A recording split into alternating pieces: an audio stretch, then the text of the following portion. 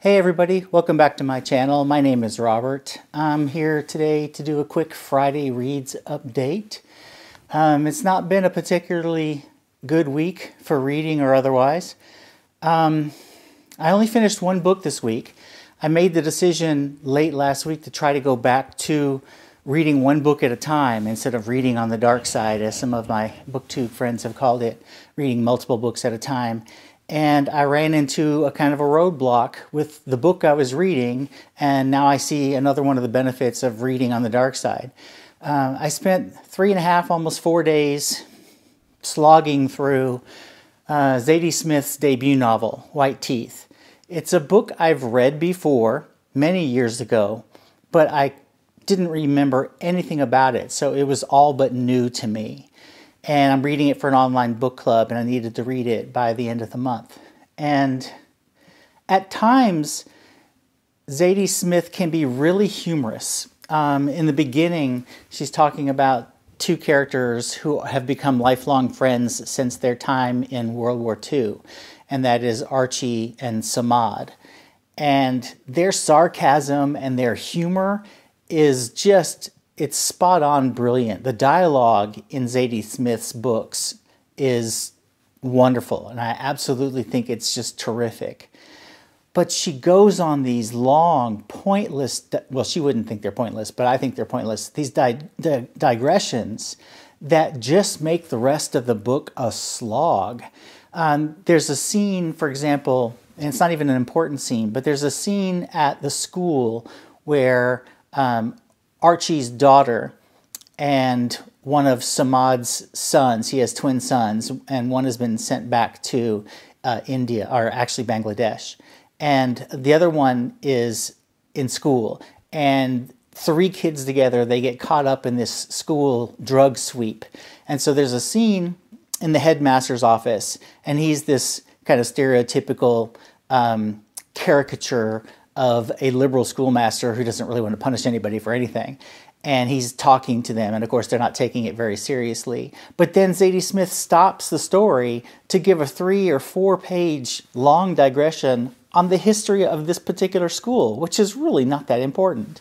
And she does this all the time. So it's just endless digressions. The book in the edition that I have is 450 pages long with fairly small print. It's a long novel. It would have been so much better had she limited herself to 275 or 300 pages and cut out the digressions. There's almost this sense that she's showing off, or that there's some kind of a boasting going on here, and I don't know. I have also read her more recent novel, Swing Time, and I wasn't a fan of it either. I thought the writing, again, was interesting and good, but the story was just kind of silly to me. I didn't care at all. So maybe Zadie Smith's just not for me, and I shouldn't waste time trying any of her other books. I keep trying to give authors another chance in reading another book by somebody that I haven't enjoyed, and very rarely has that turned out to be a positive experience. So I think in this case I'm just going to part ways with Zadie Smith and move on. And that's the only book I finished this week. I've been finishing 3 or 4 books a week. This week I finished 1. I've gone back to the dark side. I have started 3 other books, and will finish at least one of them probably tomorrow. The first book that I finished, or the first book that I started, but I just dropped my microphone, sorry. So that's going to sound weird. I picked up Claire Fuller's Bitter Orange from my library, and I'm enjoying it. It's a very slow story to start. It's about a young woman named Frances who has lost her mother about a month ago, and she cared for her mother in her waning days. And she is kind of a student of architecture and landscaping, and she has been sent to this old, dilapidated, unoccupied home to make a survey of the grounds, essentially. And she meets there another couple. The man, Peter, is there to make a survey of the house itself, and he has brought his, not really wife, but they act like husband and wife, Cara. And Frances is socially awkward. She reminds me a little bit of Eleanor Oliphant, except not quite as bad and not quite as out of line with social norms.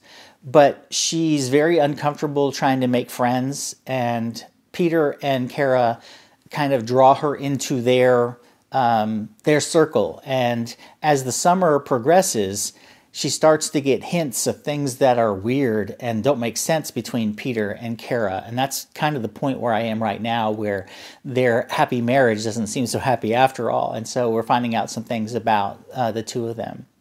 The second one that I started is a buddy read I'm doing with Jacqueline of The Clockmaker's Daughter by Kate Morton, an Australian writer who lives in London.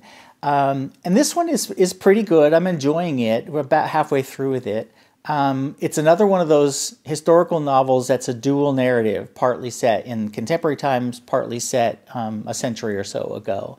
And it has to do with an artist who dies tragically young, his relationships, and then the contemporary story is the archivist who finds a sketchbook of his and an old satchel of his, and she's trying to put together the clues with this house that shows up in this sketch, a house that she remembers as part of a story that her mother had told her, and apparently her mother had heard from her brother.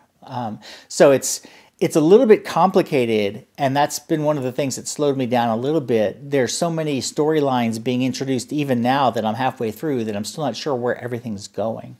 But it's good. I'm plugging along with that one, and I'll keep reading that one this week. And then the third one that I just started, I guess 2 days ago, is another nonfiction book. It's called Spineless by Juli Berwald. And it's a science book about jellyfish. And Juli Berwald, she has a PhD in ocean science, but she's not a practicing scientist. She has been a science writer, often on both of textbooks and of articles on science. And she goes back to a trip she took, I believe she was a teenager at the time, a trip she took to Israel where she went on this week-long science course. And she just did it as a way of taking a break from what she was doing otherwise, and just fell in love with the ocean and with that part of science. And that kind of has shaped her career since then. And so this book is part memoir, part science, about her trips all over the place, all over the world, trying to find out what we know about jellyfish. And given that jellyfish are the oldest creatures living on the planet, we don't know that much about them. And so she talks to a lot of the scientists who are studying jellyfish. She goes out on a Japanese fishing boat to see jellyfish in the wild.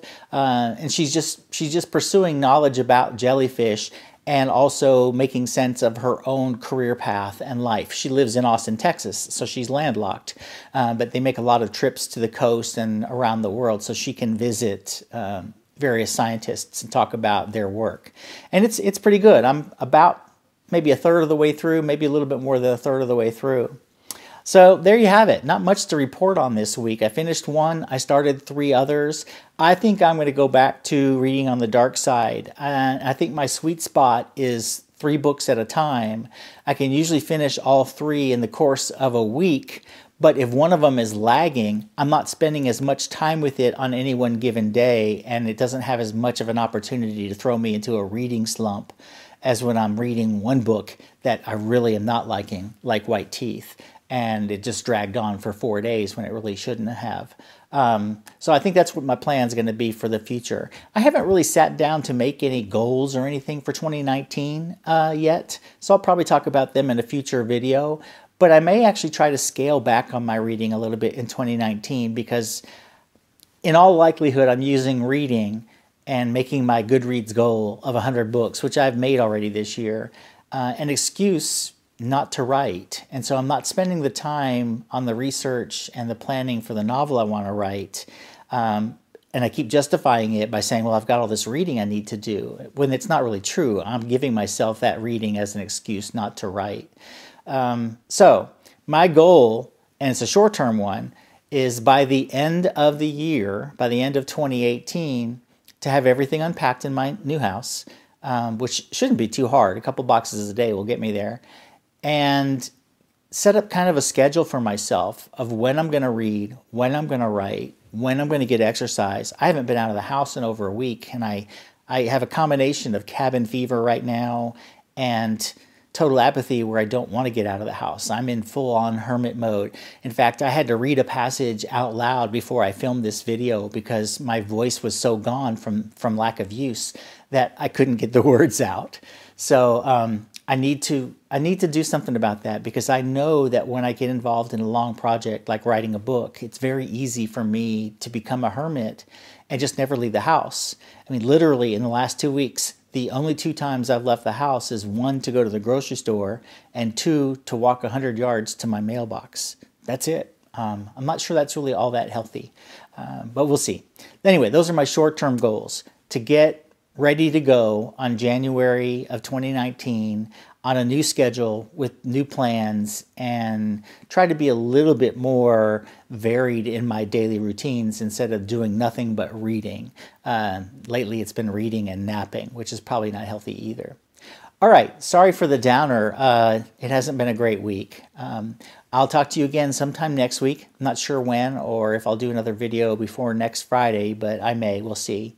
One final announcement, if you're still listening, just a reminder, if you're doing the December Classics Book Club, the title is The Jungle by Upton Sinclair. And I found that getting a new copy of that outside of getting a Dover thrift edition was a little bit of a challenge, so I actually ended up buying a used copy, which I'm not usually one to do that, but it was the only way I could get a decent edition of it. So you might want to head to the library if you're going to read that one and reserve that book now.